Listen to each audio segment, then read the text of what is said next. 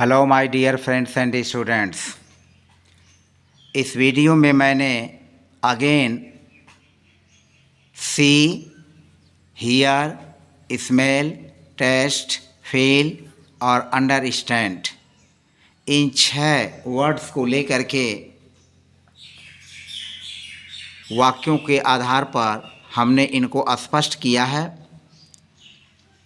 आमतौर पर इनको हम कॉन्टिन्यूअस सेंस में यूज़ नहीं करते, जबकि हिंदी वाक्य कॉन्टिन्यूअस सेंस में लिखे हुए नज़र आते हैं या बोलते हुए नज़र आते हैं। तो जैसा कि एक एक एग्जाम्पल के माध्यम से आप इन शब्दों के यूज़ के बारे में आसानी से समझ जाएंगे। तो आइए वीडियो को शुरू करते हैं और देखते हैं कि हम किस तरह के वाक्यों को किस वर्ड का यूज़ करके हम बनाएंगे। यहाँ पहला वाक्य है, मुझे कोई फाटक पर नज़र आ रहा है। मुझे कोई फाटक पर नज़र आ रहा है, इसका मतलब ये हुआ कि मुझे फाटक पर कोई दिखाई दे रहा है। मुझे फाटक पर कोई दिखाई दे रहा है, तो यहाँ हम वर्ड सी का यूज़ करेंगे। यहाँ सी मीन्स देखना। तो मुझे कोई फाटक पर दिखाई पड़ रहा है, यानी मुझे कोई फाटक पर नज़र आ रहा है। तो यह कॉन्टिन्यूअस टेंस का वाक्य दिख रहा है, लेकिन वाकई में हम इसका यूज़ जो है कॉन्टिन्यूअस सेंस में ना करके प्रेजेंट इंडेफिनिट में ही इसको बनाएंगे। तो लिखेंगे I see somebody, I see somebody at the gate, at the gate. I see somebody at the gate. I see somebody at the gate. मुझे कोई फाटक पर नज़र आ रहा है। अब आगे चलें। उसे पदचाप सुनाई पड़ रहे हैं। उसे पदचाप सुनाई पड़ रहे हैं। तो जब सुनाई पड़ना हो तो उसके संदर्भ में यहाँ हियर का यूज़ करेंगे और तब हम लिखेंगे ही, और ही चूँकि सिंगुलर है तो हम यूज करेंगे ही हियर्स। ही हियर्स और पदचाप ही हियर्स मीन्स सब हो जाएगा इसमें, सुनाई पड़ रहे हैं। ही हो गया उसे सब्जेक्ट और हियर्स सुनाई पड़ रहे हैं। He hears foot steps, he hears foot steps, he hears foot steps. उसे पदचाप सुनाई पड़ रहे हैं। अब आगे देखें। मुझे कुछ जलने की गंध आ रही है। मुझे कुछ जलने की गंध आ रही है। तो अब यहाँ है महक, तो स्मेल। स्मेल जैसे महक जब हो तो उसकी जब वाक्य में चर्चा हो तो हम स्मेल का यूज करेंगे।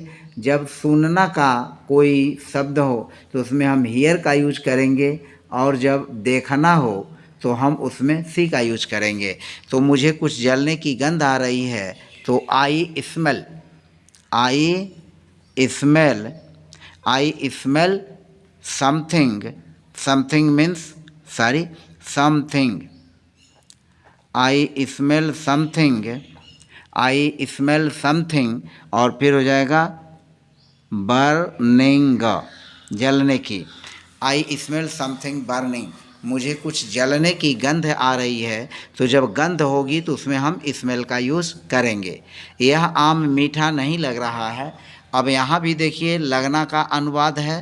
तो यह आम मीठा नहीं लग रहा है, तो मीठा या कड़वा या तीखा ये सब स्वाद की बातें होती हैं। तो उस अवस्था में हम वर्ड टेस्ट का यूज करेंगे।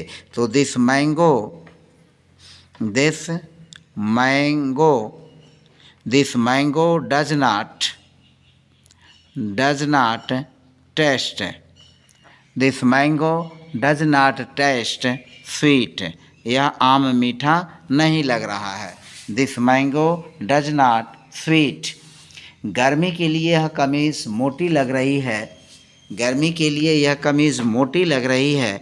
तो अब यहाँ देखिए गर्मी के लिए यह कमीज़ मोटी, मोटा दिखना, पतला दिखना, मोटा महसूस होना, पतला महसूस होना, ये सब फीलिंग की बात होती है। ये सब किसकी बात होती है? फीलिंग की बात होती है। तो यहाँ हम फील का यूज़ करेंगे। तो गर्मी के लिए यह शर्ट जो है यह गर्मी के लिए यह कमीज़ मोटी लग रही है, तो हम लिखेंगे दिस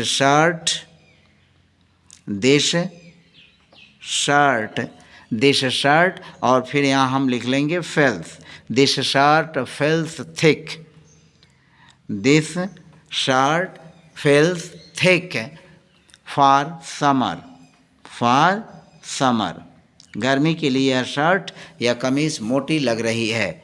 अब यहाँ देखें, यह साड़ी मुलायम लग रही है, तो यह साड़ी मुलायम लग रही है, तो यह भी महसूस होना, फीलिंग की बात है, तो यह हो जाएगा दिस साड़ी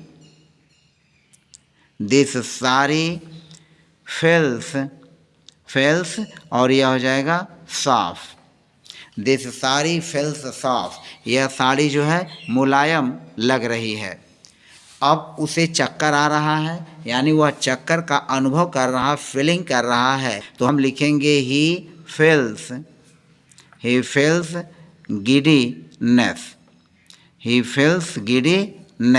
वह चक्कर महसूस कर रहा है, यानी उसे चक्कर आ रहा है। ही feels giddiness, क्या लिखेंगे?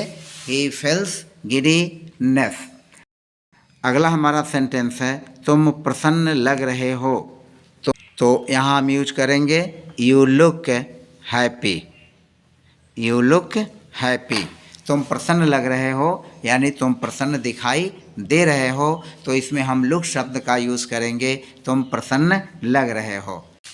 नवा वाक्य है तुम समझ रही हो वह जहाँ है, तो अब यहाँ देखें तुम समझ रही हो, यह कंटिन्यूअस का दिख रहा है, लेकिन हम इसको लिखेंगे यू अंडरस्टैंड